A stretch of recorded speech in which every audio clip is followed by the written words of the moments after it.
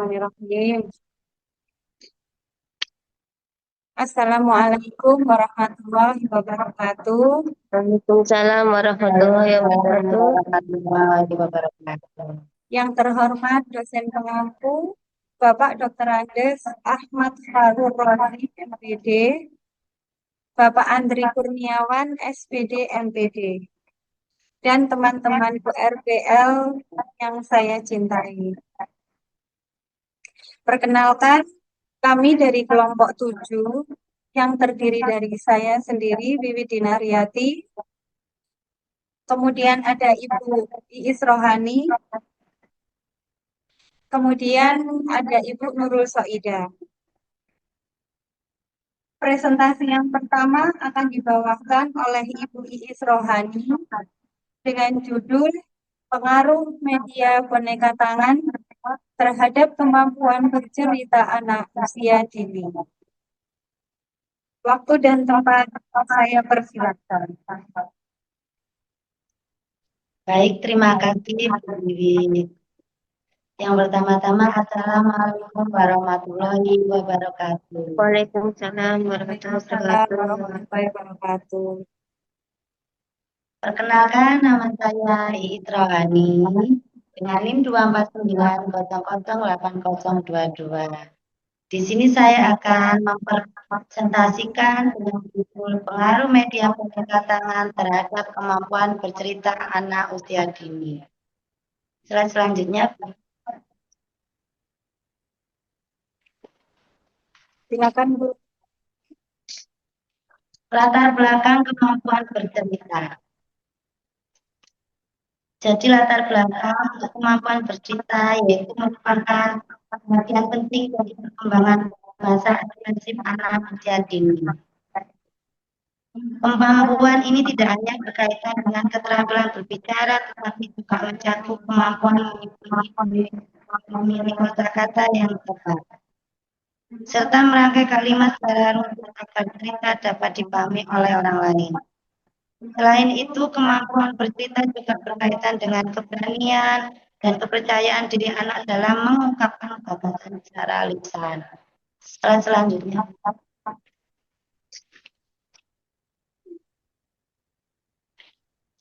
Identifikasi dan batasan masalah. Untuk batasan masalah itu dengan memperjelas fokus penelitian dan menghindari pembahasan yang terlalu luas, maka bagaimana kemampuan bercerita anak usia dini di TK pengawas dan bagaimana kemampuan bercerita setelah diterapkan media boneka dan apakah pengaruh yang signifikan penggunaan media boneka terhadap kemampuan bercerita anak usia TK di pengawas 2. Slide selanjutnya. Rumusan masalah. Jadi rumusan masalahnya ini tentang kemampuan anak-anak bercerita, serta pengetahuan dan bagaimana berpengaruhnya terhadap anak usia dini. Slide selanjutnya. Tujuan penelitian. Yaitu tujuan penelitiannya mengetahui kemampuan bercerita anak usia dini di TK pengawas 2 sebelum penerapan media boneka dalam kegiatan pembelajaran. Yang kedua, mengetahui kemampuan bercerita anak usia dini di TK pengawas 2 setelah penerapan media boneka dalam kegiatan pembelajaran. Yang ketiga, menganalisis perbedaan kemampuan bercerita anak usia dini sebelum dan sesudah penggunaan media boneka. Dan yang terakhir, membuktikan secara kuantitatif pengaruh media boneka terhadap peningkatan kemampuan bercerita anak usia dini di TK pengawas 2. Slide selanjutnya, manfaat penelitian. Manfaatnya secara teoritis dan manfaat secara praktis. Yang secara teoritis yaitu menambah wawasan tentang penggunaan media dalam pembelajaran, meningkatkan pemahaman tentang perkembangan keterampilan bercerita anak, menambah literatur mengenai media pembelajaran dalam pendidikan anak usia dini, mengembangkan teori-teori pembelajaran yang menggunakan media interaktif, meningkatkan pengetahuan tentang psikologi perkembangan anak, dan mengkontribusi pada teori pendidikan kreatif dan inovatif. Untuk manfaat praktisnya, bagi anak meningkatkan kemampuan bercerita dan bahasa anak secara holistik. Untuk bagi guru, membantu meningkatkan keterampilan pengelolaan kelas dan memfasilitasi pembelajaran lebih menyenangkan dan tidak membosankan. Untuk lembaga PAUD, sebagai dasar pertimbangan dalam mengintegrasikan media boneka ke dalam kurikulum PAUD dan pelajaran guru. Yang terakhir yaitu bagi peneliti seperti saya sebagai referensi untuk merancang strategi pembelajaran bahasa yang lebih kreatif dan komunikatif. Slide selanjutnya, kajian teori tentang pembelajaran anak.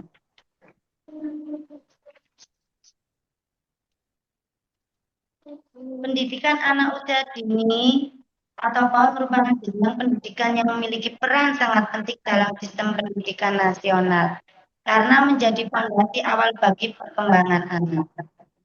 Pada masa usia dini, anak berada di periode yang sering disebut sebagai golden age, yaitu masa ketika perkembangan otak berlangsung sangat pesat dan anak sangat peka terhadap berbagai bentuk stimulasi dari lingkungan. Slide selanjutnya. Kerangka berpikir saya seperti ini yaitu dengan media boneka tangan, memicu minat, perhatian, dan rasa anak lebih berani dan aktif. Untuk Y, kemampuan bercerita, yaitu ada 5 indikator. Kelancaran, penguasaan, dan keteruntutan, dan keberanian. Slide selanjutnya. Metodologi penelitian. Penelitian relevan berfungsi sebagai landasan peneliti yang menunjukkan bahwa variabel yang peneliti memiliki hubungan yang telah dikaji sebelumnya oleh peneliti lain. Selain itu, kajian terhadap penelitian ini terdahulu membantu peneliti dalam menentukan posisi penelitian yang dilakukan, baik dari segi persamaan maupun perbedaan. Penelitian ini dilakukan karena sama-sama menekankan peran media boneka sebagai sarana untuk meningkatkan kemampuan bercerita anak usia dini. Namun perbedaannya terletak pada konteks dan lokasi. Penelitian di mana penelitian ini secara khusus lakukan di TK pengawas 2 dengan karakteristik anak dan lingkungan yang berbeda. Slide selanjutnya. Treatment dan analisis data.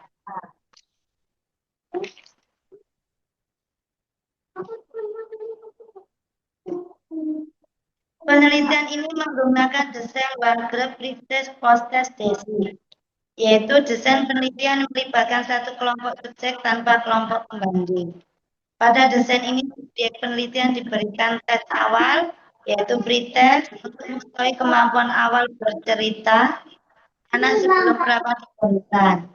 Selanjutnya, subjek penelitian diberikan pelatihan berupa pembelajaran menggunakan media boneka tangan. Setelah perlakuan selesai, subjek diberikan tes akhir yang dinamakan adalah post-test untuk mengetahui perubahan atau peningkatan kemampuan bercerita anak. Slide selanjutnya.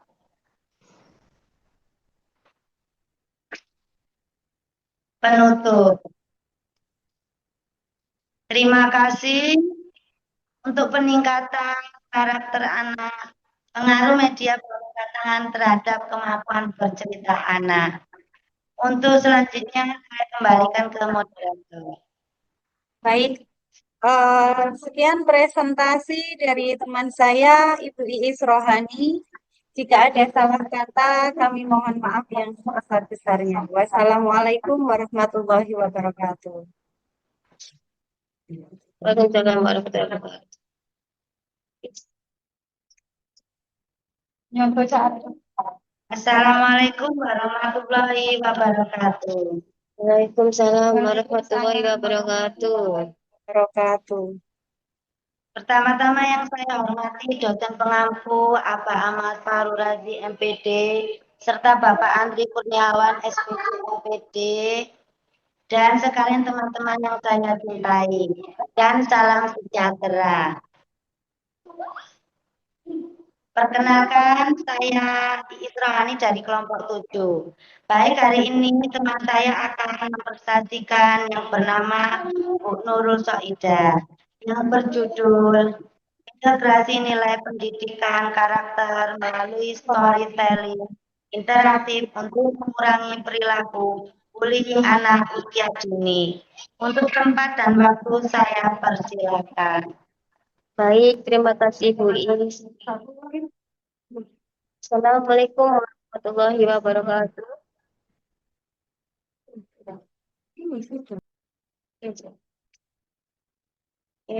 Baik, akan saya mulai lagi. Assalamualaikum warahmatullahi wabarakatuh. Waalaikumsalam warahmatullahi wabarakatuh. Pada yang terhormat Bapak dosen pengampu, Bapak Dr. Andes Ahmad Bahrul Razi MPD dan Bapak Andri Kurniawan MPD dan teman-teman RPL yang saya sayangi. Perkenalkan, saya Nurul Soidah dari kelompok 7. Saya akan mempresentasikan makalah saya yang berjudul Integrasi Nilai Pendidikan Karakter melalui Storytelling Interaktif untuk mengurangi perilaku bullying pada anak usia dini. Slide selanjutnya. Yang pertama yaitu abstrak. Isi dari abstrak yaitu manifestasi perilaku perundungan atau bullying pada anak usia dini kerap kali terabaikan akibat adanya bias pandangan yang menganggap fenomena tersebut sekedar dinamika bermain normatif. Padahal tindakan agresif yang tidak diintervensi sejak dini berisiko mengkristal menjadi pola perilaku antisosial kronis pada masa dewasa.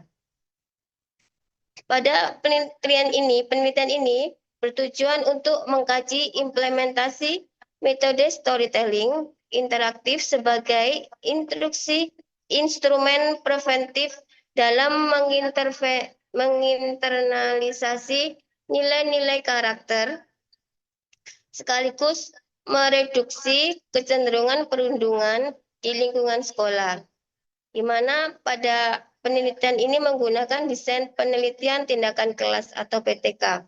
Studi ini melibatkan peserta didik usia 4-6 tahun, di mana temuan lapangan mengidentifikasikan bahwa keterlibatan aktif anak dalam proses narasi mampu menstimulasi kemampuan regulasi emosi, mengeskalisasi sensitivitas empati, serta menekan frekuensi friksi sosial atau tindakan agresif antar anak secara signifikan. Selanjutnya yaitu pendahuluan. Interaksi sosial pada anak usia dini seringkali diwarnai oleh konflik antar teman sebaya, di mana perilaku intoleran tersebut seperti pengucilan kawan, intimidasi verbal, yaitu melalui ejekan, itu bisa membuat tindakan fisik yang lebih eksklusif seperti merampas alat bermain, di mana itu merupakan presentasi nyata dari fenomena bullying prasekolah yang mulai marak terjadi. Dalam perspektif pendidik atau orang tua, terkadang masih menganggap bahwa pola interaksi agresif ini sebagai bentuk keisengan belaka, sehingga penanganannya menjadi terlambat. Jika pola antisosial ini dibiarkan tanpa intervensi, fondasi kesejahteraan emosional anak akan terdistorsi, baik dari sudut pandang korban yang berisiko mengalami trauma psikologis maupun pelaku yang tumbuh dengan penurunan kepekaan moral. Salah satu artikulasi pedagogis yang paling relevan dengan karakteristik kognitif anak usia prasekolah adalah metode mendongeng atau storytelling, di mana tokoh pendidikan karakter tersebut yaitu yang bernama Thomas Licona, di mana Thomas Licona menegaskan bahwa pembentukan karakter yang utuh harus melibatkan 3 komponen utama, yaitu pengetahuan moral atau moral knowing, yang selanjutnya yaitu perasaan moral atau moral feeling, dan tindakan moral yaitu moral action. Dalam metode mendongeng konvensional yang bersifat satu arah, cenderung menempatkan anak sekedar sebagai pendengar yang pasif, sehingga penerapan nilai mulai kurang optimal pada aspek tindakan. Selanjutnya, rumusan masalah dan tujuan masalah.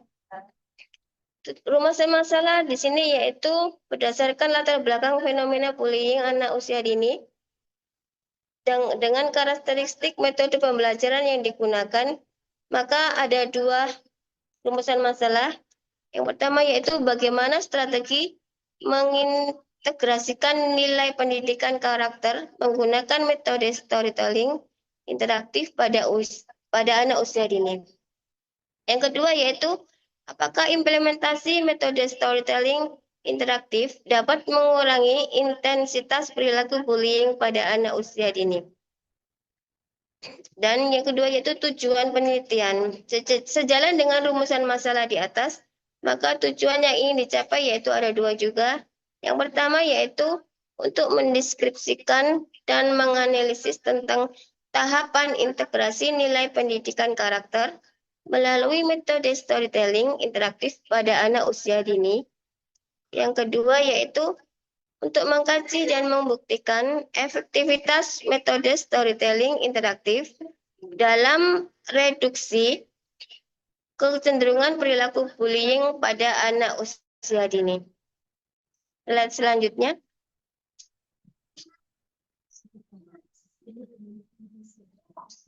Slide selanjutnya. Oh, sudah. Oke, terima kasih. Definisi operasional judul. Yang pertama yaitu integrasi nilai pendidikan karakter. Pengintegrasian nilai karakter dalam konteks ini yaitu upaya sistematis yang dilakukan oleh pendidik untuk memasukkan komponen moral pembentukan kepribadian, khususnya aspek empati dan perilaku menolong ke dalam kehidupan sehari-hari pembelajaran anak-anak. Penanaman nilai ini tidak bersifat mendikte, melainkan menekankan atau melekatkan ke dalam aktivitas harian di dalam kelas melalui 3 fase. Yang pertama yaitu fase orientasi emosi dasar. Yang kedua yaitu diskusi reflektif di tengah cerita. Serta yang terakhir yaitu aktivitas role playing atau bermain peran pasca cerita tersebut.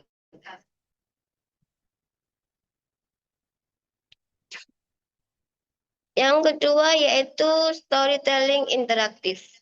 Storytelling interaktif adalah teknik mendongeng 2 arah yang secara sengaja melibatkan partisipasi aktif anak sebagai pendengar sekaligus mengambil keputusan.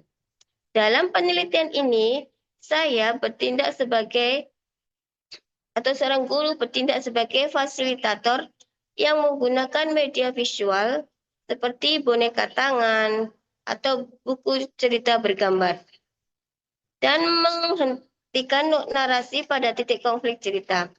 Pada momen jeda tersebut, anak-anak distimulasi untuk melakukan intervensi verbal, memberitahukan argumen, serta ikut menentukan revolusi jalan keluar dan diambil oleh tokoh cerita tersebut.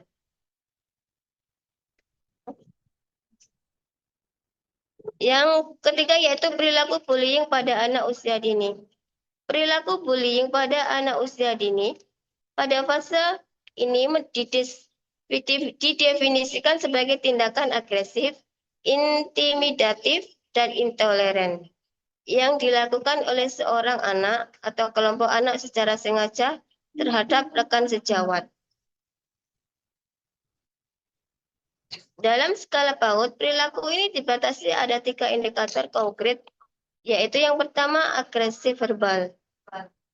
Tindakan yaitu berupa tindakan mengejek, memanggil teman dengan sebutan buruk, atau meneriaki rekan dengan nada mengintimidasi. Yang kedua yaitu agresif fisik ringan, yaitu tindakan merampas alat bermain atau belajar secara paksa atau mendorong dan menghalangi teman yang ingin ikut bermain. Yang ketiga yaitu pengucilan sosial, di mana tindakan tersebut yaitu sengaja mengisolasi atau melarang anak tertentu untuk bergabung di dalam kelompok bermain di kelas.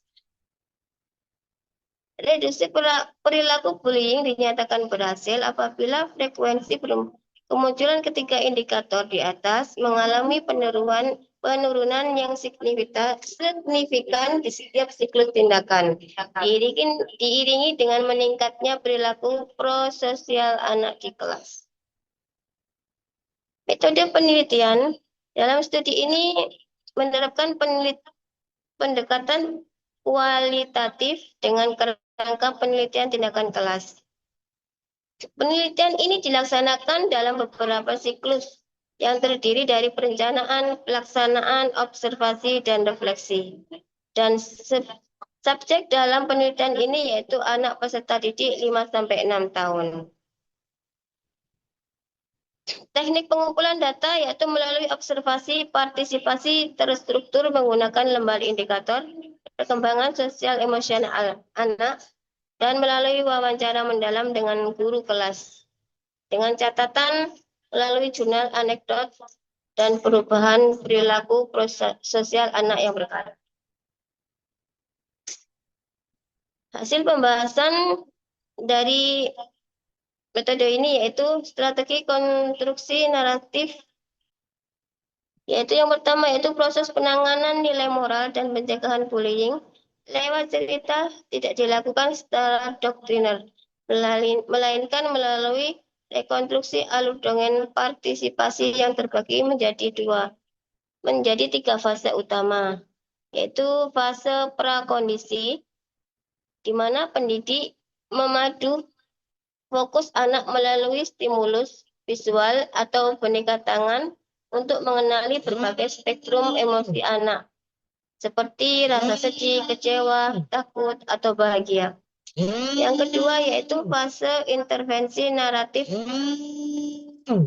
dalam kurung diskusi tengah cerita. Pada titik klimaks konflik cerita tersebut, saat tokoh utama diasingkan atau diejek oleh kelompoknya, guru menghentikan narasi sejenak. Pendidik mengajukan pertanyaan retoris reflektif. Yang ketiga yaitu fase internalisasi nilai. Anak-anak diajak merefleksikan konsekuensi dari perbuatan buruk dari tokoh cerita yang dibahas tersebut. Di mana menurut pakar penanganan perundungan Barbara Coloroso, memutuskan rantai kekerasan pada anak dimulai dengan menumbuhkan rasa tanggung jawab atas dampak emosional yang dirasakan oleh korban. Melalui pemahaman bahwa perundungan membawa penderitaan bagi emosi orang lain. Yang kedua yaitu reduksi perilaku perundungan dan meningkatkan empati. Berdasarkan analisis tersebut, hasil penelitian menunjukkan bahwa adanya perubahan indikator perilaku anak secara impresif. Sebaliknya, indikator perilaku prososial mengalami eskalasi, di mana anak-anak mulai terbiasa menggunakan komunikasi asertif, menunjukkan inisiatif dan berbagi mainan dan merangkul rekan sejawat yang mengindikasi mengalami pengucilan. Yang terakhir yaitu kesimpulan.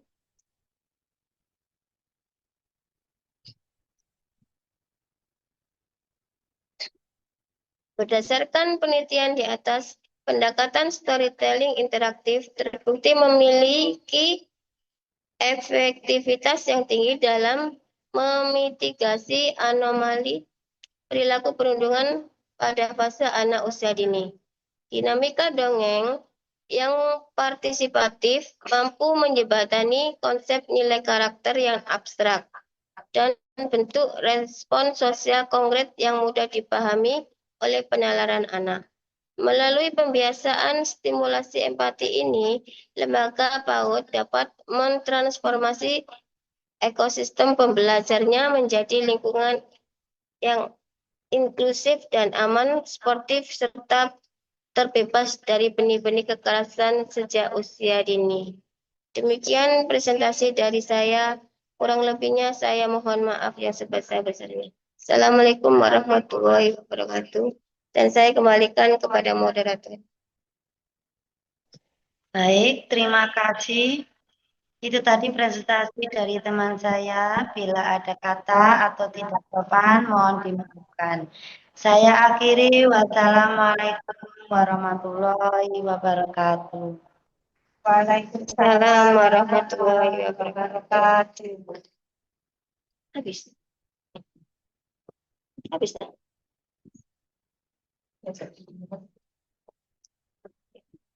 Assalamualaikum warahmatullahi wabarakatuh. Waalaikumsalam warahmatullahi wabarakatuh. Yang terhormat Bapak dosen pengampu, Bapak Dr. Andes Ahmad Fahrul Razi MPD, dan Bapak Andri Kurniawan MPD, dan teman-teman semua yang berbahagia. Perkenalkan, nama saya Nurul Saidah. Kami dari kelompok 7 yang terdiri dari Wirid Jinariati, saya sendiri Nurul Saidah, dan Ibu Isra Rohani, maaf. Presentasi yang selanjutnya yaitu akan dibawakan oleh Ibu Wiwi Jinariati dengan judul Pengaruh Permainan Monopoli terhadap Kemampuan Berhitung Anak Usia 5-6 tahun di TK Pengawas 2 Rungkut, Surabaya. Untuk waktu dan tempatnya dipersilakan. Baik, terima kasih. Assalamualaikum warahmatullahi wabarakatuh. Waalaikumsalam warahmatullahi wabarakatuh. Yang terhormat dosen pengampu Bapak Dr. Andes Ahmad Fahrul Razi, MPD, dan Bapak Andri Kurniawan, SPD MPD, serta teman-temanku semua yang saya sayangi. Perkenalkan, nama saya Wiwi Dinariati dengan nomor NIM 249008023. Saya akan mempresentasikan makalah pada mata kuliah seminar kepautan dengan judul Pengaruh Permainan Monopoli terhadap Kemampuan Berhitung Anak Usia 5-6 tahun di TK Pengawas 2 Rungkut, Surabaya.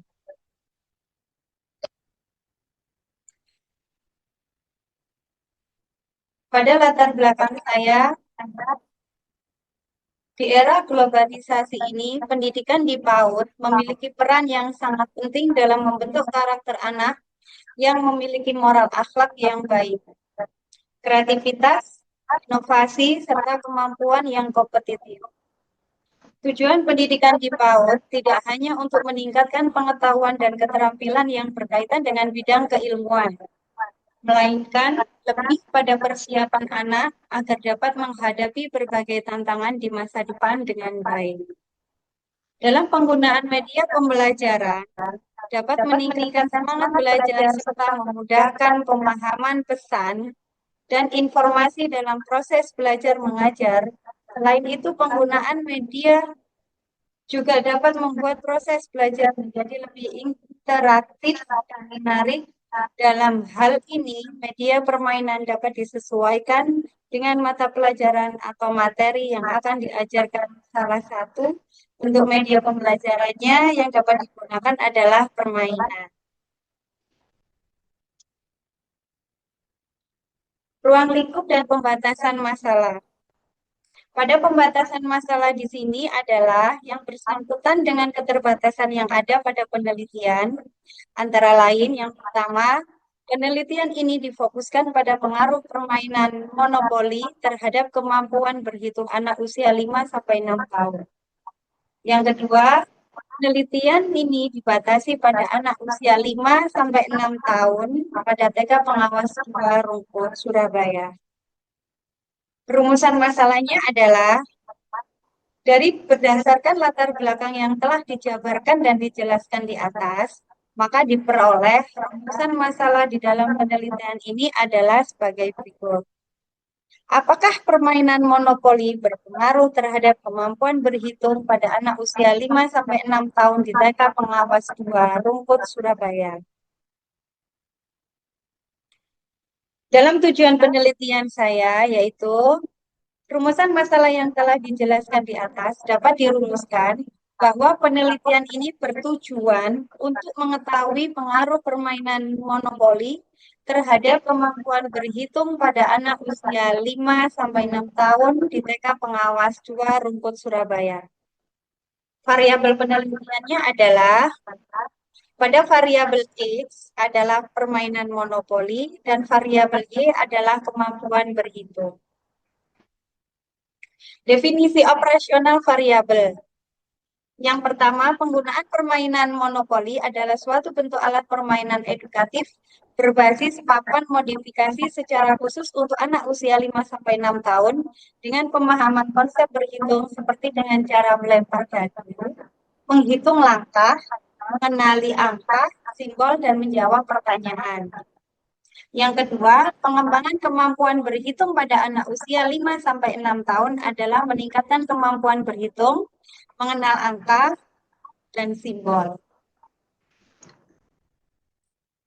Pada landasan teori, menurut Jun 2013-278, menggunakan media permainan monopoli dalam kegiatan pembelajaran memberikan dampak positif terhadap kemampuan berpikir kritis anak dalam menyelesaikan masalah. Menurut Big et al.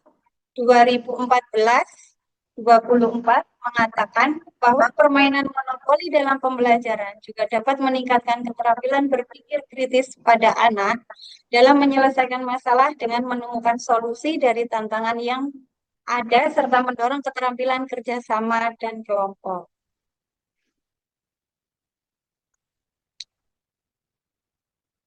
Kerangka berpikirnya yaitu anak kurang mampu dalam berhitung, kemudian menggunakan media permainan monopoli dan mempunyai indikator mengenal dan memahami lambang bilangan, melakukan operasi hitung sederhana, mengurutkan bilangan, serta menghitung dan menjumlahkan benda. Pada hipotesisnya, ada pengaruh permainan monopoli terhadap kemampuan berhitung anak. Hipotesis penelitiannya yaitu merupakan jawaban sementara terhadap rumusan masalah penelitian. Berdasarkan kajian teori dan kerangka berpikir yang telah diuraikan di atas, maka hipotesis dari penelitian ini adalah ada pengaruh pada permainan media monopoli terhadap kemampuan berhitung anak usia 5-6 tahun di TK Pengawas 2 Rungkut, Surabaya. Pada metode penelitian populasinya, menurut Amin dan kawan-kawan 2023, populasi merupakan keseluruhan elemen di dalam penelitian, yaitu objek dan subjek, dengan karakteristik dan ciri-ciri tertentu. Jadi populasi merupakan seluruh anggota kelompok individu peristiwa atau benda yang berada pada suatu tempat dan terencana menjadi target kesimpulan hasil akhir untuk suatu penelitian populasi di dalam penelitian adalah keseluruhan anak kelompok TKB TK Pengawas 2 dengan jumlah 73 siswa. Sampelnya yaitu menurut Amin dan kawan-kawan 2023, sampel bisa diartikan menjadi bagian dari populasi yang menjadi sumber data sebenarnya. Pada suatu penelitian, dengan kata lain sampel adalah sebagian dari populasi. Untuk mewakili seluruh populasi sampel yang dipakai di dalam penelitian adalah sekitar anak 15 yang ada pada TK Pengawas 2 Rungkut, Surabaya.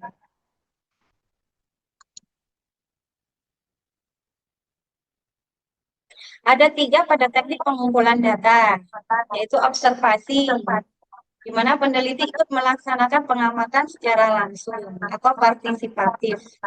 Kemudian yang kedua, dokumentasi, sebuah data yang diperlukan pada saat penelitian. Yang ketiga adalah tes, berupa pertanyaan yang harus dipilih dan dijawab karena untuk mengukur suatu aspek dari individu yang dites. Kemudian pada teknik pengumpulan data, teknik analisisnya yaitu digunakan dalam penelitian ini menggunakan uji T yang bertujuan untuk mengetahui ada atau tidaknya pengaruh dan perbedaan nilai rata-rata. Ini adalah instrumennya, yaitu di mana ada variabel kemampuan berhitung. Di kompetensi dasarnya yaitu ada 3. Yang pertama, mengenal konsep bilangan, seperti menghitung dan mengurutkan bilangan. Yang kedua, menghitung penjumlahan dan pengurangan serta banyaknya benda. Dan yang ketiga, mengenal bentuk pola geometri. Pada tingkat pencapaian perkembangan anak mampu mengenal konsep bilangan seperti menghitung dan mengurutkan. Dan yang kedua, anak mampu menghitung penjumlahan dan pengurangan serta banyaknya benda. Yang ketiga, anak mampu mengenal bentuk atau pola geometri. Nah, ini adalah bentuk media monopolinya. Nah, nanti anak-anak di sini kelompok untuk bermain monopoli dengan menghitung benda, mengelompokkan, serta mengenal bentuk geometri. Sekian presentasi dari saya. Wassalamualaikum warahmatullahi wabarakatuh.